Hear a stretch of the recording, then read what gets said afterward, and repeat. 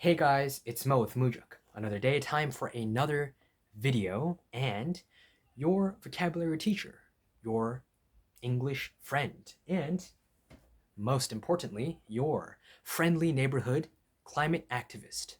Please drop a like for my amazing efforts to save our planet Earth.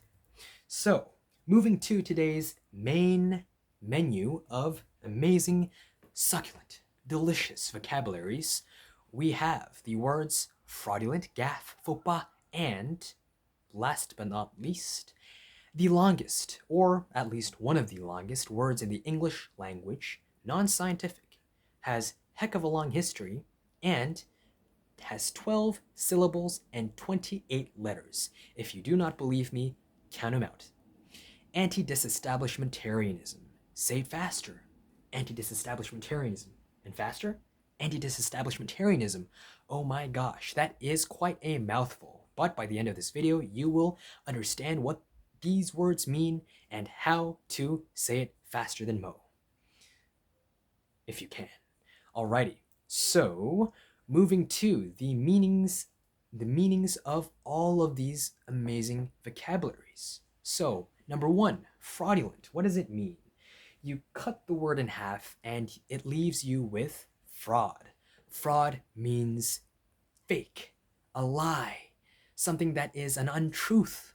And that is what fraudulent means. Fraudulent equals fake. So, fraudulent. What is something that is fraudulent? A person can be fraudulent. A statement can be fraudulent. An opinion can be fraudulent. Anything can be fraudulent, and you can use it in almost every single sentence when talking about perhaps a person or something that is a lie. So, for example, Santa Claus is one of the biggest fraudulent characters in history.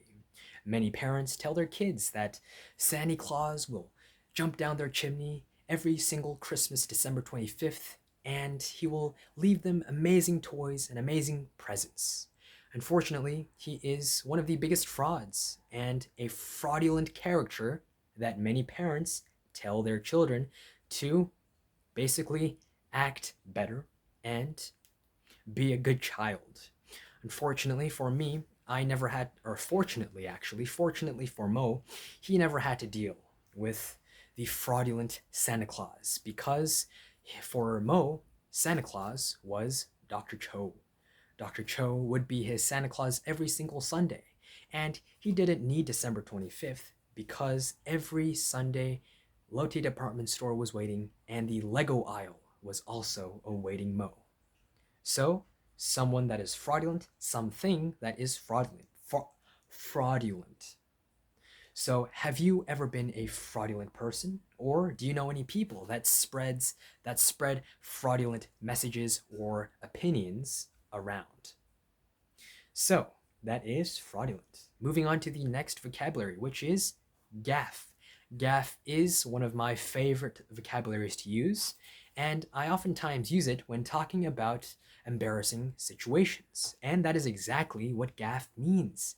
It means something that is quite embarrassing. So a social gaffe, a social embarrassment. A gaffe can be anything from walking down the street and accidentally burping, or even accidentally falling. What is something more embarrassing than walking down the street and burping? Walking down the street and burping in front of a beautiful woman or a handsome man. So that would be a gaffe, a social gaffe. And if I give one of the greatest gaffes of my life, I was in middle school. I was a young, innocent, younger than now, a younger, innocent version of Mo, and I was getting dressed in the boys' locker room at school because it was time for PE. And unfortunately, I had forgotten what type of underpants I'd worn that day. I usually wear just any old normal underpants, but that day, it had to be that day, I was wearing Universal Studios Snoopy underpants. So it was a black pair of boxers with this character Snoopy, the dog, that was all over the pair of these underpants. And I believe I had to wear them because, I'm sorry to say this, but I had no clean underwear. And I was changing into my PE outfit when all of a sudden, this random girl that I had never seen or talked to before came into the boys' locker room for some strange reason. Perhaps she didn't know how to read. And she looked at me. I looked at her. For a solid 5 seconds, we made eye contact. And she looked down and stared at my Snoopy underpants. And she smiled, and she left. That smile I remember to this day. It was one of the most embarrassing moments of my entire school life. So that would be one of my greatest gaffes during my school years. So what are some of the gaffes that you remember, or what are some gaffes that perhaps you've had recently? Anything huge? Maybe something small like walking down the street and farting? Gosh, don't do that.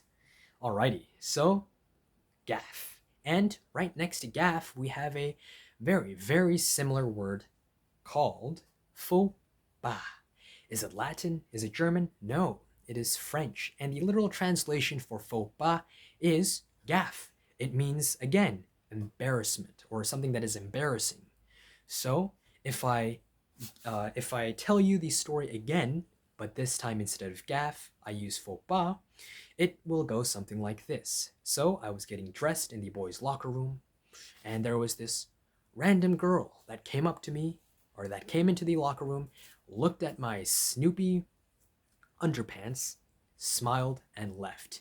This was definitely a gigantic faux pas for me during my school years.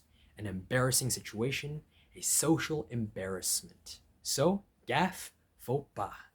Very similar words. Alrighty, so the last and final word of today, the climax, the ultimate superhero versus supervillain fight-off at the end of the movie. The end game. Antidisestablishmentarianism. Antidisestablishmentarianism. 12 syllables and 28 letters.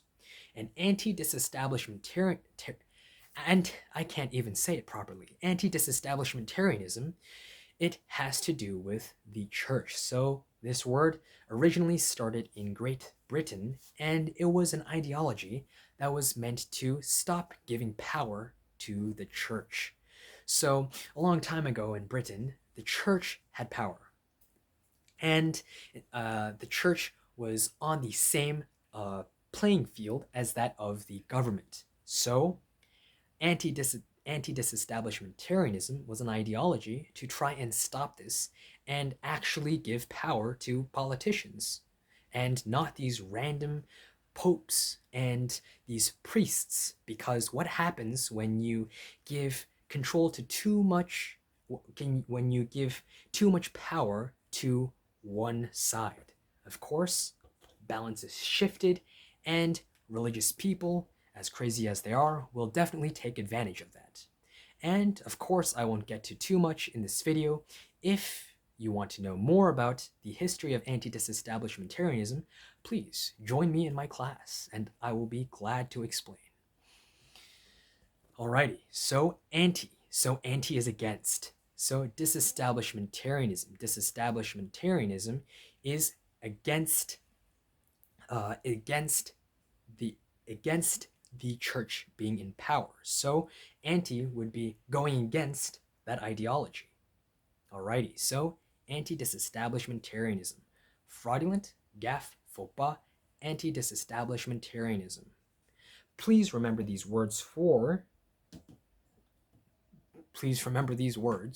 review them, study them, and for those of you who have stayed to watch the conclusion of today's video, thank you very much, and please stay dry.